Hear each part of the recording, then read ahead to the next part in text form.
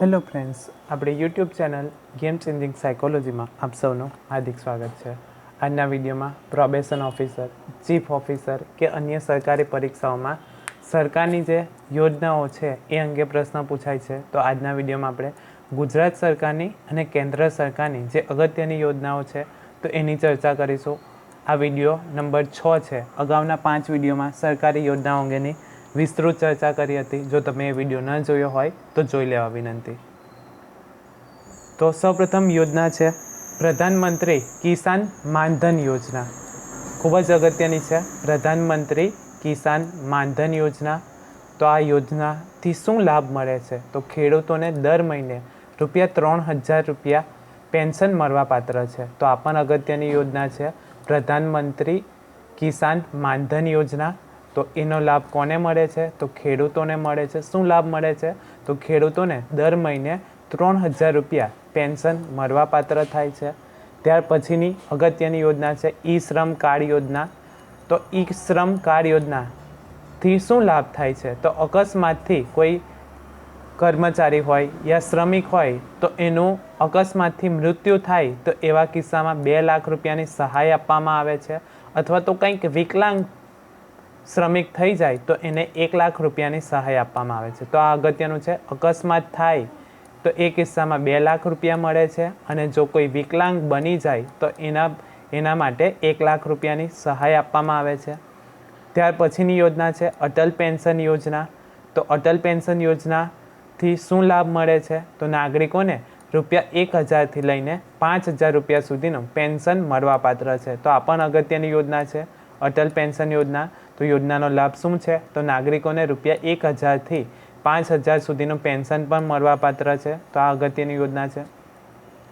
ત્યાર પછીની યોજના છે પીએમ કિસાન ઈ કેવાયસી યોજના. તો પીએમ ઈ કેવાયસી જે છે તો પીએમ કિસાન સન્માન નિધિ યોજનામાં ઈ કેવાયસી જરૂરી છે, જેથી ખેડૂતો જે છે તો એમને ડીબીટીથી પૈસા અથવા તો સહાય મળવાપાત્ર છે. તો ડીબીટી એટલે ડાયરેક્ટ બેંક ટ્રાન્સફર જે છે તો એના દ્વારા સીધા ખેડૂતના ખાતામાં પૈસા જમા થઈ જાય છે. ત્યાર પછીની યોજના છે પ્રધાનમંત્રી કિસાન સન્માન નિધિ યોજના. તો આ પણ અગત્યની યોજના છે પ્રધાનમંત્રી કિસાન સન્માન નિધિ યોજના. તો આ યોજના થકી શું લાભ મળે છે? તો ખેડૂતોને દર 3 મહિને ₹2,000 આપવામાં આવે છે. કેટલા રૂપિયા? તો દર 3 મહિને ₹2,000 આપવામાં આવે છે. એટલે એક વર્ષમાં ₹6,000 મળવાપાત્ર છે. એટલે કે અહીંથી પણ પ્રશ્ન પૂછાઈ શકે છે. દર 3 મહિને 2,000 એવા વર્ષે ₹6,000 સુધીની સહાય આપવામાં આવે છે. ₹6,000ની સહાય આપવામાં આવે છે પ્રધાનમંત્રી કિસાન સન્માન નિધિ યોજનામાં. ત્યારબાદ છે UID never enable for DBT in PM Kisan Yojana. DBT એટલે direct bank transfer. PM Kisan યોજનામાં ₹2,000ની સહાય મળે છે ખેડૂતોને. તો આ પણ અગત્યની છે પીએમ કિસાન યોજના. તો ₹2,000ની સહાય મળે છે, એ ખેડૂતના સીધા ખાતામાં જમા થઈ જાય છે. ત્યાર પછીની અગત્યની છે મેરા બિલ મેરા અધિકાર યોજના. તેમાં 10,000થી ₹1 કરોડ સુધીનો પુરસ્કાર જીતવાની પણ તક મળે છે.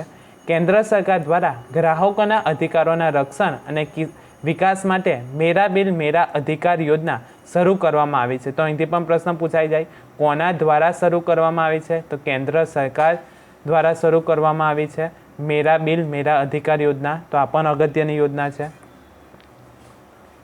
ત્યાર પછીની યોજના છે ગંગા સ્વરૂપ આર્થિક સહાય યોજના. એટલે કે જે વિધવા મહિલાઓ છે તો એમને ગુજરાત સરકાર દ્વારા જે સહાય આપવામાં આવે છે તો કેટલા રૂપિયાની સહાય આપવામાં આવે છે? તો દર મહિને ₹1,250 પેન્શન આપવામાં આવે છે. તો આ અગત્યની યોજના છે ગંગા સ્વરૂપ આર્થિક સહાય યોજના, જે વિધવા મહિલાઓને મળવાપાત્ર છે. દર મહિને ₹1,250 પેન્શન મળે છે. ત્યાર પછીની યોજના છે વહાલી દીકરી યોજના. તો દીકરીને 3 હપ્તામાં ₹1,10,000ની સહાય આપવામાં આવે છે. ઓલરેડી આપણે અગાઉના વિડીયોમાં ડિસ્કસ કરી છે. જો તમે એ વિડીયો ન જોયો હોય તો જોઈ લેવા વિનંતી. વહાલી દીકરી યોજના, દીકરીને 3 હપ્તામાં ₹1,10,000ની સહાય આપવામાં આવે છે. ત્યાર પછીની યોજના છે મહિલા સ્વાવલંબન યોજના. તો આ યોજના પણ અગત્યની છે. સ્વરોજગાર કરવા માટે લોન સહાય યોજના આપવામાં આવે છે. એટલે કે જે પણ કોઈ મહિલાઓ હોય એમણે પોતાનો કોઈ વ્યવસાય શરૂ કરવો હોય તો એમના માટે સહાય આપવામાં આવે છે. તો સ્વરોજગાર કરવા માટે લોન સરકાર દ્વારા પૂરી પાડવામાં આવે છે, એટલે કે મહિલાઓને પગભર બનાવવાની યોજના છે મહિલા સ્વાવલંબન યોજના. ત્યાર પછીની યોજના છે વિધવા પુનઃલગ્ન યોજના. તો વિધવા લાભાર્થી પુનઃલગ્ન કરનાર મહિલાને સહાય મળવાપાત્ર છે, એટલે કે જે મહિલા હોય વિધવા હોય તો એમને વિધવા પુનઃલગ્ન એટલે કે ફરી લગ્ન કરે તો એમને સહાય આપવામાં આવે છે. ત્યાર પછીની ખૂબ જ અગત્યની યોજના છે 181 મહિલા હેલ્પલાઇન અભયમ, જે યોજના છે અગત્યની છે. 181 નંબર પર કોલ કરવામાં આવે છે, તો એ નંબર છે. કઈ યોજના છે? તો અભયમ યોજના.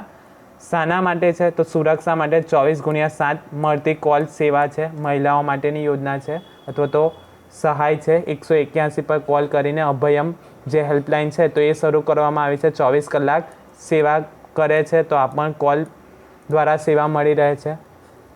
ત્યાર પછીની યોજના છે સખી વન સ્ટોપ સેન્ટર યોજના. તો આ યોજનાનો લાભ કોને મળે છે?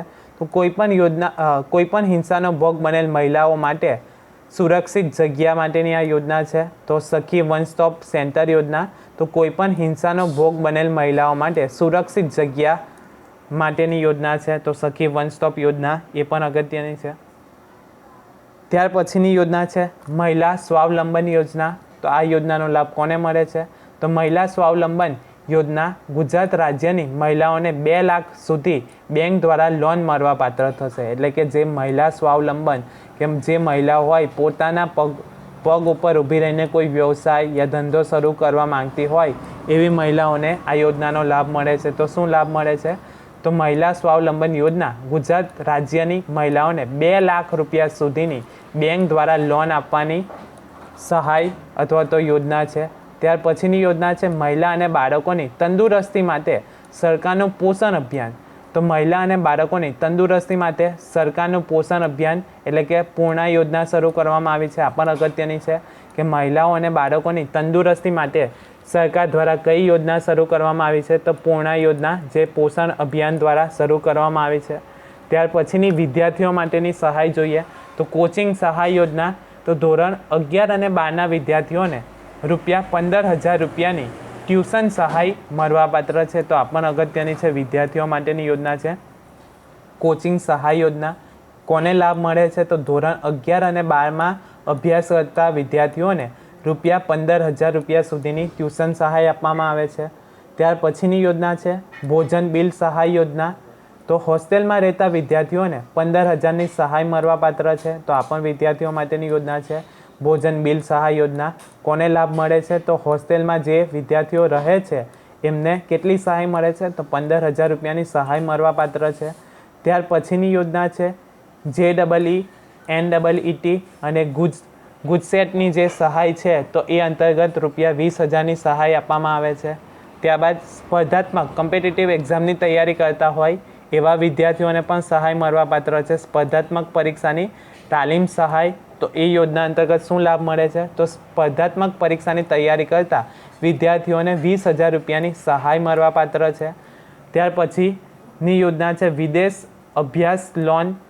તો જે વિદ્યાર્થીઓ વિદેશમાં જઈને અભ્યાસ કરવા માંગતા હોય એવા વિદ્યાર્થીઓ માટેની યોજના છે વિદેશ અભ્યાસ લોન. તો વિદેશ અભ્યાસ માટે 15 લાખ રૂપિયાની લોન સહાય સરકાર દ્વારા આપવામાં આવે છે. એટલે કે જે વિદ્યાર્થીઓ વિદેશમાં જઈને વધુ અભ્યાસ કરવા માંગતા હોય એવા વિદ્યાર્થીઓને 15 લાખની સરકાર લોન આપે છે. તો આ પણ અગત્યની યોજના છે. ત્યાર પછીની યોજના છે વૃદ્ધ સહાય યોજના. તો આ યોજના હેઠળ વૃદ્ધોને દર મહિને 750 રૂપિયાથી લઈને 1,000 સુધીનું પેન્શન મળવાપાત્ર છે. તો વૃદ્ધ સહાય યોજના દર મહિને વૃદ્ધોને 750થી 1,000 રૂપિયા સુધીનું પેન્શન મળવાપાત્ર છે. ત્યાર પછીની યોજના છે સંકટ મોચન યોજના. તો કમાવનારના મરણ બાદ 20,000 રૂપિયાની સહાય આપવામાં આવે છે. એટલે કે જે વ્યક્તિ ઘર ચલાવતી હોય, ધંધો કરતી હોય એવી વ્યક્તિનું મૃત્યુ થઈ જાય તો એવા કિસ્સામાં 20,000 રૂપિયાની સહાય આપવામાં આવે છે. ત્યાર પછી છે વયવંદના યોજના. તો આ યોજનાનો લાભ કોને મળે છે? તો વૃદ્ધોને દર મહિને 750 રૂપિયાથી 1,000 રૂપિયા સુધીનું પેન્શન મળવાપાત્ર છે, વયવંદના યોજના. ત્યારબાદ છે પાલક માતા પિતા યોજના. તો અનાથ બાળકોને દર મહિને 3,000ની સહાય આપવામાં આવે છે. ત્યાર પછીની યોજના દિવ્યાંગ લગ્ન સહાય યોજના. તો દિવ્યાંગ વ્યક્તિના લગ્ન પર 50,000થી 1 લાખ રૂપિયા સુધીની સહાય આપવામાં આવે છે. પછીની યોજના છે મુખ્યમંત્રી બાળ સેવા યોજના, તો અનાથ બાળકોને સહાય આપવામાં આવે છે. ત્યાર પછીની યોજના છે દિવ્યાંગ બસ પાસ, જે જીએસઆરટીસીમાં દિવ્યાંગ વ્યક્તિઓ હોય છે તો એમને મફત મુસાફરી કરી શકે એ માટે મફત બસ પાસ આપવામાં આવે છે. અને ત્યાર પછીની ખૂબ જ અગત્યની યોજના છે દિવ્યાંગ સાધન સહાય યોજના. તો દિવ્યાંગ સાધન સહાય યોજના હેઠળ દિવ્યાંગ વ્યક્તિને સ્વરોજગારલક્ષી સાધનો માટે કુલ 20,000 રૂપિયાની મર્યાદામાં સહાય કરવામાં આવે છે. એટલે કે જે દિવ્યાંગ વ્યક્તિ હોય તો પોતે સ્વરોજગાર કરી શકે એ માટે સરકાર એમને જે પણ કોઈ સાધનો જોઈતા હોય તો એ સાધનો 20,000 રૂપિયાની મર્યાદામાં સહાય કરવામાં આવે છે. તો આ ખૂબ જ અગત્યની યોજનાઓ છે. આશા રાખું છું કે તમને આ વિડીયોમાં સમજ પડી ગઈ હશે, અને જો તમને આ વિડીયો પસંદ પડ્યો હોય તો વધુમાં વધુ લાઇક કરો, શેર કરો અને અમારી ચેનલને સબસ્ક્રાઈબ કરો. Thank you.